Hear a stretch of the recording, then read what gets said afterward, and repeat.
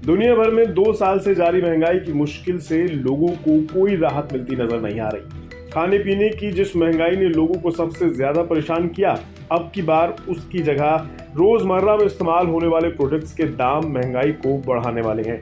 FMCG कंपनियां आने वाले दिनों में अपने अलग अलग प्रोडक्ट्स के दाम को बढ़ाने का ऐलान कर सकती है। इसमें गोदरेज कंज्यूमर प्रोडक्ट्स, डाबर और इमामी समेत कई बड़ी एफएमसीजी कंपनियां शामिल हैं।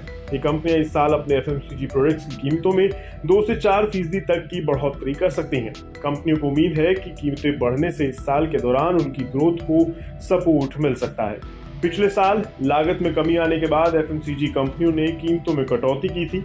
हालांकि इसके असर से एफएमसीजी सेक्टर के वैल्यू ग्रोथ रेट में सुस्ती दर्ज की गई थी, लेकिन अब इस साल अगर ये कंपनियां कीमतों में इजाफा करती हैं तो फिर ग्रोथ की रफ्तार में भी इजाफा होने का अनुमान है।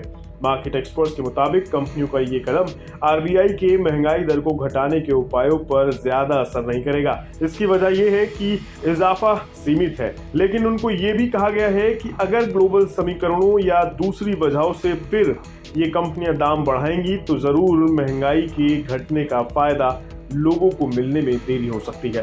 फास्ट मूविंग कंज्यूमर गुड्स यानी एफएमसीजी प्रोडक्ट्स का लोग रोजमर्रा की जिंदगी में इस्तेमाल करते हैं।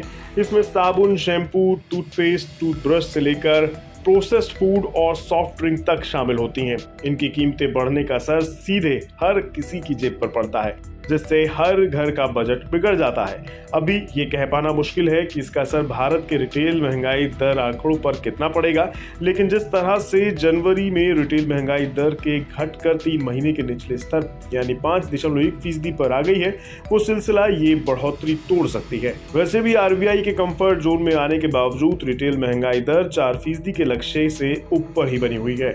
यही वजह रही कि फरवरी के दौरान हुई मॉनेटरी पॉलिसी कमेटी की बैठक में भी आरबीआई ने रेपो रेट जैसी प्रमुख उधारी दरों को बरकरार रखने का फैसला लिया था। आरबीआई महंगाई की चुनौतियों के बने रहने की आशंका तक किसी तरह का जोखिम लेने से बच रही है।